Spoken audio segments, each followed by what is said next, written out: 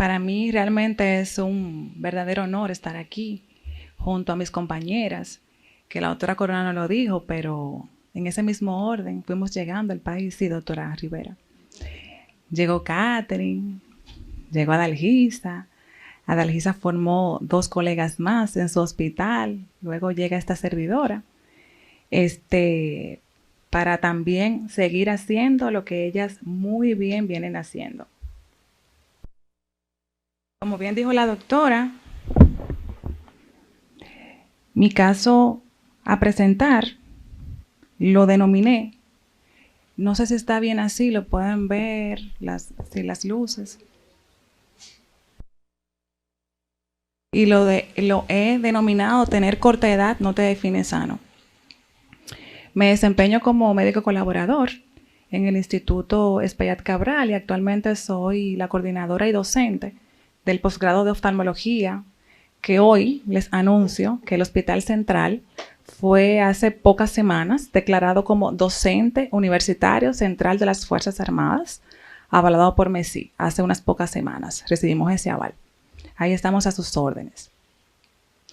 Sin conflictos de interés, ya que estos pacientes vienen utilizando medicamentos, ¿verdad? Que respeté el nombre de los mismos y tal cual lo transcribí en la presentación. JN es un masculino de 34 años que evaluamos en consulta en abril del año 2022. Es un paciente de dominancia hemisférica izquierda y se dedica a la ingeniería eléctrica. El paciente tiene como antecedente personal patológico hipertensión desde junio año 2019 y tiene como historia también haber tenido un tromboembolismo pulmonar hacia el mismo año que le diagnostican la hipertensión. Poco entre paréntesis, sin causa aparente a la fecha, porque cuando lo evaluamos en abril 2022, él simplemente trajo esta historia de que había tenido ese pesar de salud, pero no lo habían evaluado exhaustivamente como para definir, porque un paciente con 32, 31 años ya tenía un tromboembolismo pulmonar. Es un paciente obeso, pesando aproximadamente unos 147 kilos al momento de la evaluación. Actualmente el paciente a la hora de evaluarse estaba tomando antihipertensivo, Iltux, de 20 miligramos orden día y como antecedente quirúrgico tiene también haberse realizado una apendicectomía para el año 2019. Si usted me permite, doctora Corona, quizá me detenga un poquito porque tenemos un gran grupo de residentes para ir, porque hay detalles que quizás para los oftalmólogos, para los neurólogos, para los neurooftalmólogos no son similares. Entonces me voy a detener para que los residentes también puedan aprovecharse. El motivo de consulta del paciente fue que hace 15 días él había visitado a un especialista en neurología y le hizo el diagnóstico de una cefalea en racimos. Pero que una semana después de haber ido con el especialista, él tenía un fortísimo dolor ocular derecho, que no se iba a ningún lado, se limitaba al globo ocular, era muy punzante y él lo clasificaba en la escala del dolor de 5/10. Y tenía la visión borrosa ipsolateral, o sea, él veía borroso en la parte central del mismo ojo derecho. Siempre es sumamente importante a los residentes en neurooftalmología evaluar al paciente con agudeza visual sin corrección y mejor corregido. Porque cuando un paciente se queja de que ve borroso, de que ve mal, no es lo mismo hacer similar los hallazgos fundoscópicos o tratar de transportar la clínica del paciente a lo que fundoscópicamente y después el doctor Castillo nos diga que encontramos en la imagen, que el doctor Libur después trate o que el doctor Puello opere. No es lo mismo. Por eso siempre hay que poner que el paciente viene con muy buena agudeza visual y si lo corrigió, colocarlo en el expediente. Si no amerita corrección, también colocarlo, que sin corrección el paciente ve muy bien. Yo utilizo la nomenclatura latina de OD-OS. OD significa Oculus Diester y OS Sinister. Entonces el paciente, si se fijan, la agudeza visual lejana, tiene 32 años, todavía no amerita corrección para visión cercana. Él corrige perfectamente 20/20, que es muy buena agudeza visual, con un astigmatismo muy pequeño de 0.50 en ambos ojos. Llama la atención esta cartilla de Amsler que está en la diapositiva, está normal, pero el paciente describió distorsiones centrales en esta cartilla en la evaluación. Lástima que no la pude escanear. Pero para que sepan que el paciente se quejaba de esta parte acá.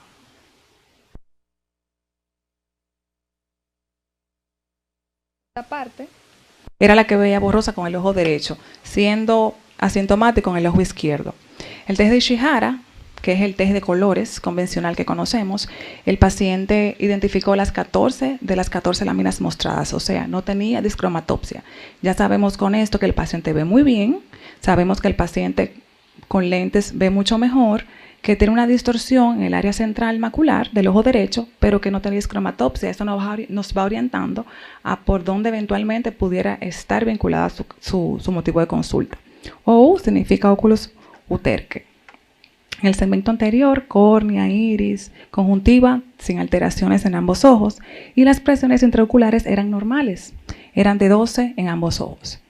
Como es de esperarse, en la consulta de neurooftalmología se le toma la tensión arterial a los pacientes en ambos brazos, siendo la tensión arterial en el brazo derecho al momento de la evaluación del paciente de 123,88 milímetros de mercurio, en el brazo izquierdo 130,90 milímetros de mercurio, ya con 15 minutos sentado en la silla del examinador, a sabiendas de que recordar que no debe pasar de 10 milímetros de mercurio entre un brazo y otro al momento de tomarle la presión al paciente.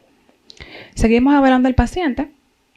Y ya con esos hallazgos, ya sabemos que ve bien, ya la presión del ojo está bien, sugerimos realizar foto de fondo de ojo, tomografía de coherencia óptica papilar en ambos ojos, campo visual 30/2, ambos ojos, y una resonancia magnética cerebral con y sin contraste. Nunca escatimar recursos en sus pacientes, se los digo a diario a mis residentes. Ese escatimar recursos en un paciente puede limitar su vida, simplemente por quererse poner en el lugar del paciente que usted no sabe su condición, pero tiene que ayudarlo. No puede escatimar recursos. Se pide todo esto al paciente haciendo la acotación de que son estudios complementarios. Ya ustedes evaluaron a su paciente. Ya ustedes están orientados al posible diagnóstico del mismo. Y este es el fondo de ojo de nuestro paciente. Si algún residente se anima a venir a describirlo, porque eso es fácil, es un papiledema, ahí está el diagnóstico, ¿verdad? Pero si alguien se anima, que no sea del hospital central a describir este fondo de ojo. O lo hacemos dedocráticamente, doctora Corona. Sí, indistinto. Alguien que se anime. Estamos para aprender todos.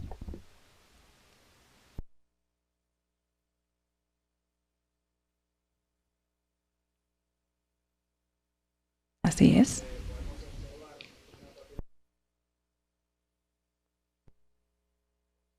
Permiso, doctor. ¿Cuál ojo me describe? Bien.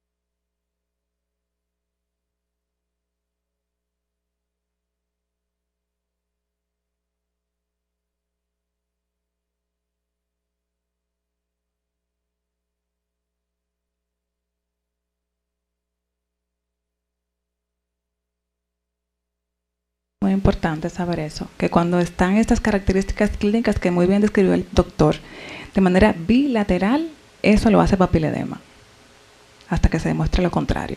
Si es unilateral, es papilitis. Si están en los dos, es papiledema. La causa la vamos a averiguar más adelante, pero si están en los dos ojos, es papiledema. ¿Decía, doctor?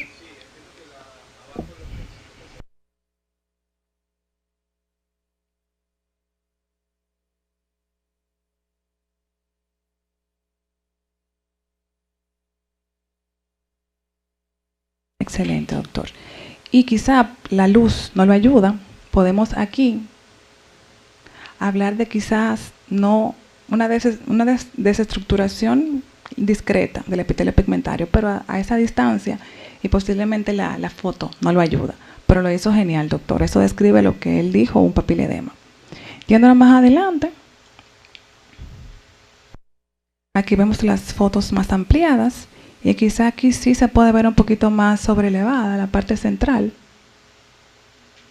en el ojo derecho, que recordando el paciente se quejaba de que estaba distorsionada su visión central en ese ojo. Sabiendo esto, entonces, para estudiar un paciente con papiledema, importantísimo, ya hice mi fondo de ojo, pero lo corroboré con la foto. Vamos a hacer campo visual a estos pacientes y tomografía de coherencia óptica. Eso no puede faltar. Y recordando, en este mismo orden, como está descrito en el cuadro rojo, aumento de mancha ciega es el primer hallazgo en campo visual por papiledema. En segundo orden, el escalón nasal. Y por último, la construcción del campo, que ya habla de un papiledema crónico. Un papiledema ya que está sobrepasando el tiempo que consideras que debe establecerse el mismo. Entonces aquí vemos en el ojo derecho, ya que tiene un escalón nasal el paciente, y en el ojo izquierdo aumento de la mancha ciega. Eso es muy importante y siempre se le pregunta a los residentes cuáles son los hallazgos por campo visual en ese mismo orden del papiledema. Entonces aquí hacemos la tomografía de coherencia óptica. Recuerden que son estudios complementarios. Vamos a ver. Siempre es sumamente importante fiarse de la calidad de la imagen, que sea mínimo 7 u 8 sobre 10. Aquí vemos que es 4 sobre 10 y en el otro lado este 6 sobre 10. Dirán, bueno, no es confiable, pero el edema importante y la fijación del paciente en ese ojo no hace que el examen sea más asertivo todavía. Entonces fíjense cómo en la capa de fibras nerviosas se ven aumentadas a expensas del ojo izquierdo, no siendo el ojo que le molesta al paciente. Eso es sumamente importante. Si ustedes se fían del OCT, si tengo 255 micras en el ojo izquierdo, es un aparatoso edema en el disco, pero todavía el paciente no se queja en su visión central. Sin embargo, en el ojo derecho es de 127 micras y es el ojo que le molesta al paciente. Vamos a hacer énfasis ya aquí en el área de visión central y fíjense cómo esa desestructuración sobrelevada que vimos en el epitelio pigmentario se corresponde con esta zona de edema. ¿Alguien me la describe esa OCT que no sea el mismo doctor? Está fácil.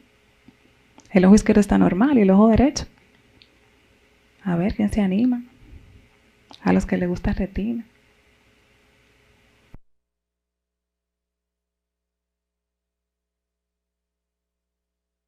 Ay, Dios mío, qué tímidos. Vamos, Camila Cuevas, mi jefa residente. Escríbala, pues.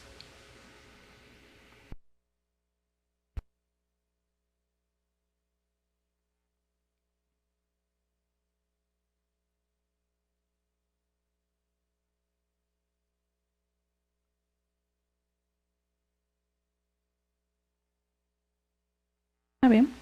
Y el ojo izquierdo está normal.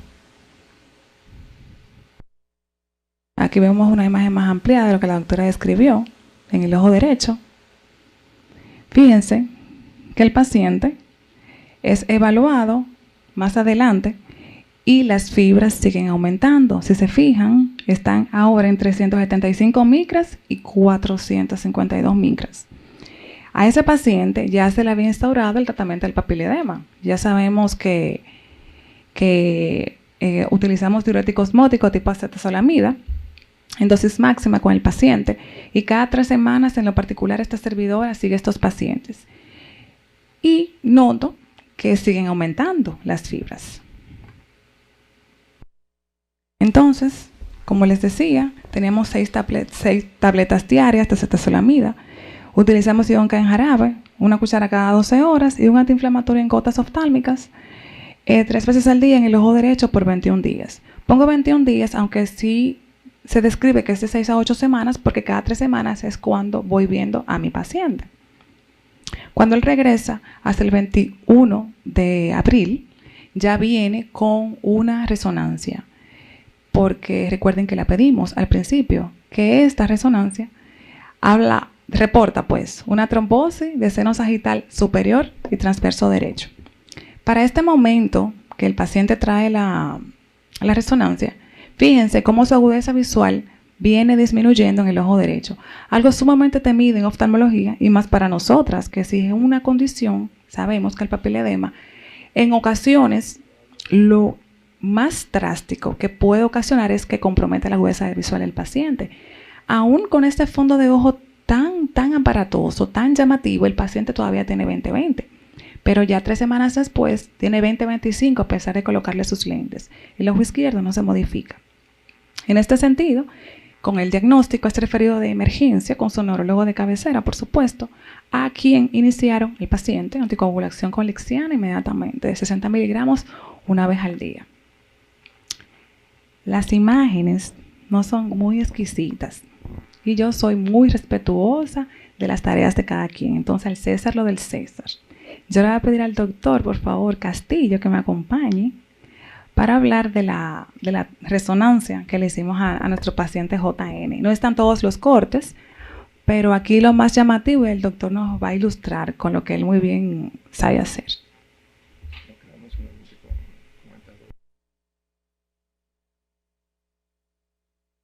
Buen día a todos. Gracias, doctora Mercedes. Y aprovecho para dar las gracias. Para mí es un honor estar aquí en la Sociedad de Neurología y Neurocirugía y también el capítulo de la Sociedad de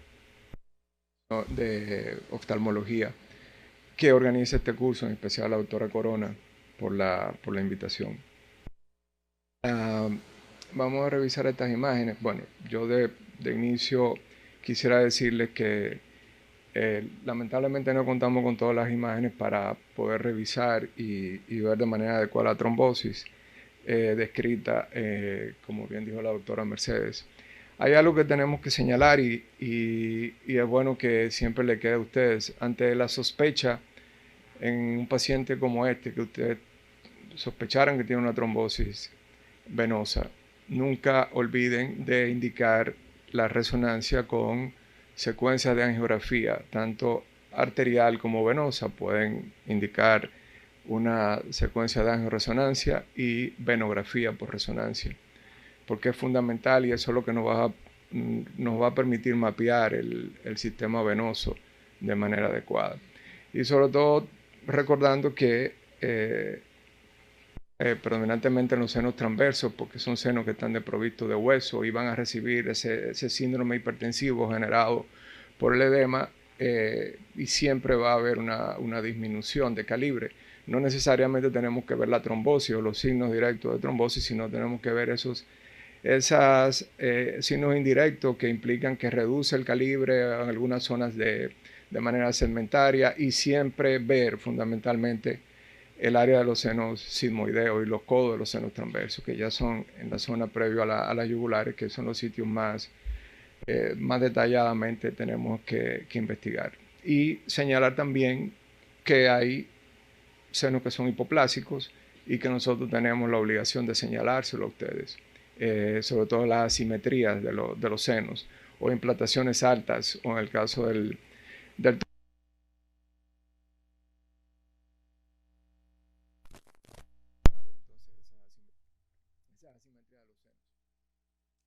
Aquí contamos con dos imágenes potenciadas en secuencia FLAIR, secuencia T2 especial, que suprime la señal de la grasa y la señal del líquido, y eso nos va a permitir visualizar mejores estructuras, sobre todo estructuras finas. Lamentablemente,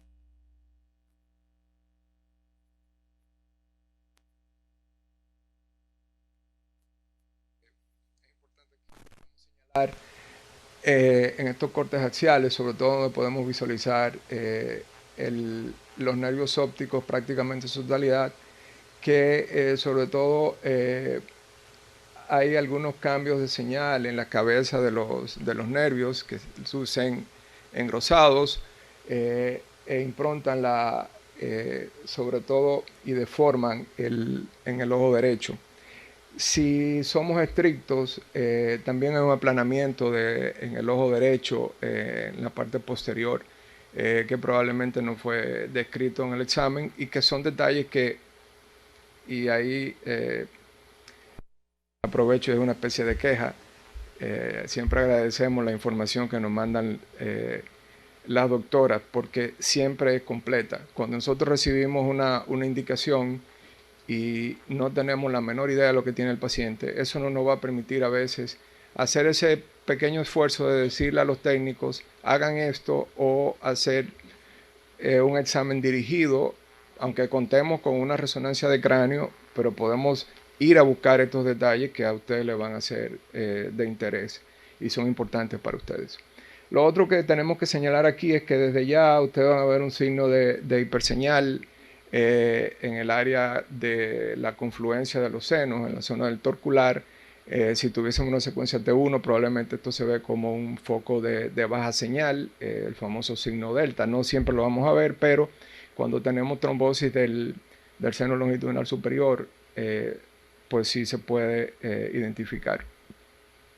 Y en estos casos, en este plano, una secuencia FLAIR un T1 en sagital, lo más importante que tenemos que señalar es cómo esto es la zona, lo que corresponde al seno longitudinal superior. Y vemos cómo hay áreas de estenosis, aumento de calibre, estenosis, desde el origen del seno. Y esa como una estructura vascular, lo que deberíamos estar viendo siempre es lo que se llama vacío de señal, que implica que el flujo de la sangre es lo suficientemente rápido como para que en las secuencias convencionales el resonador no sea capaz de devolver una señal. Por eso se llama vacío de señal. Los vasos sanguíneos se ven así. En este caso no vemos eso, sí hay unos focos de hiposeñal, ese comportamiento negro, con algunas zonas de aumento en la intensidad de señal. Eso implica por lo menos que ahí hay un flujo lento, se ha lentecido el flujo de la sangre, y debemos, si hubiésemos hecho la venografía, entonces podríamos encontrar los defectos hipointensos que nos van a señalar entonces la trombosis de este seno asociada al hallazgo del torcular. Y aunque no contamos aquí con las imágenes axiales para ver seno transverso, también los cambios de señal similares que eran evidentes en los senos transversos y señalaban la trombosis de los mismos. Doctor Castillo, gracias. Una clase temprano de la neuroradiología, ¿verdad? Que nos ayuda tanto, porque cuando recibe las indicaciones nuestras, tiene la cortesía de sugerir y decir, yo pienso, sugiero, y obedecemos. Y le hacemos los estudios que usted pide. Yendo más adelante, ya vemos al paciente un mes después, con una agudeza visual que está aún más comprometida. Ya tenemos aquí, todavía siguen inflamados los nervios ópticos, si se fijan, a pesar de haber aumentado la dosis de la acetazolamida, siguen edematizados. Entonces, en ese momento, yo confieso, porque hay que admitir también, yo me asusté. Y el paciente tenía un neurocirujano de cabecera que se lo sugirieron, y yo lo llamé. Y le dije, doctor, yo estoy asustada porque yo estoy haciendo lo que yo entiendo que yo tengo que hacer con un paciente con hipertensión endocraniana, tener papiledema, y ya, de verdad, o sea, está bajando visión. Y les repito, es algo sumamente temido para los oftalmólogos y más para nosotras, las neurooftalmólogas. Y recuérdense que él llegó con 20/20, pero ya ha perdido 2 líneas más de visión. Este paciente hay que poner una válvula definitivamente. Hay que buscar la forma de sacar ese líquido a nivel intracraneal porque ya, o sea, tiene bastante medicina y la visión baja. Y me dio aquella paz. El neurocirujano me dijo, palabras textuales: mija, tranquila, ahí no hay indicación de válvula. Usted siga con su acetazolamida, que él siga anticoagulado, que eso va a ceder poquito a poco. Y si el neurocirujano me dijo así, yo traté de impregnarme de esa calma con la que él me habló. Si se fijan, ya más adelante, ya con el antiinflamatorio en gotas, fíjense cómo el área macular del ojo derecho ya vuelve a la normalidad. Entonces aquí me adelanté, porque yo lo llamé, él se le subió las pastillas, Él le dijo que tenía que bajar 60 libras de peso lo más pronto posible, mantener el jarabe anticoagulante, el analgésico bioral por las fuertes cefaleas que tenía el paciente. Ya más adelante el paciente, cuando al mes siguiente forzosamente había disminuido 16 libras, ya la agudeza visual viene recuperándose, ya tenemos 20-25 de visión. El área macular, más adelante vemos que está más estructurada y que ya sí vienen bajando las micras de edema en el ojo, en ambos ojos. Si se fijan acá, estos numeritos son demasiado importantes para nosotras porque es una forma cuantitativa de medir el papiledema, porque no tengo forma de decir, sí, es un papiledema en cualquier etapa, pero ¿cuántas micras tiene? Por eso la insistencia de pedir este estudio de manera seriada para ir contabilizando ese líquido. Fue mejorando el paciente, ya está en 20-20 sin corrección, 16 más 18 libras el paciente, fíjense cómo están las micras también de este paciente, y realmente él agradece el abordaje que se le dio. Fíjense cómo aquí estructuralmente el área macular está muy bien, y recordarle, simplemente, para no extenderme un poquito más, es que el papiledema siempre es bilateral. Para hablar de papiledema son dos nervios ópticos hinchados, así sea de manera asimétrica, o sea, que el derecho no luzca como el izquierdo o viceversa, no lo excluye. Si están los dos edematizados, así sea de manera asimétrica, es un papiledema hasta que se demuestre lo contrario. Y habla siempre de que hay una hipertensión endocraneal que usted va a investigar. En este caso, era la trombosis de los senos que tenía este paciente. Importante recordar que hay poca o ninguna repercusión, como les dije al principio, en la agudeza visual de estos pacientes, a menos que ya sea muy tarde, y que la causa más frecuente es la hipertensión intracraneal idiopática, mujeres obesas en edad fértil. No es el caso de este paciente, porque vemos que la trombosis venosa cerebral es una causa poco frecuente de papiledema, pero está descrita que en condiciones de hiperviscosidad, tumores intracraneales algunos, traumas craneoencefálicos, hemorragias cerebrales, encefalitis, infecciones, puede estar presente. Y que se presente esto en pacientes pediátricos, tal como lo dice este artículo, no lo excluye. En este paciente se hicieron todos los exámenes de laboratorio, de genética, se fueron fuera, y él terminó teniendo un factor 5 de Leiden, para recordar simplemente que es un trastorno de coagulación sanguínea heredado. Recuerden que para que se dé la cascada de coagulación deben existir de 15 a 20 componentes para que esta ocurra de manera adecuada. Este factor 5 está alterado en estos pacientes y se debe a una mutación de la proteína del factor 5 en la sangre. Es muy poco común y puede darse porque haya un anticuerpo que va a interferir en este factor o de manera hereditaria. Y que las causas, pues, mujeres que acaben de dar a luz, en algunos tipos de cirugías, en algunos tipos de cáncer, y en ocasiones es idiopático. Tener corta edad no te define sano, hay que ir al médico a chequearse, ver a sus pacientes de una manera exhaustiva, porque le podemos salvar la vida al paciente con un simple fondo de ojo. Si no tienen preguntas, muchas gracias.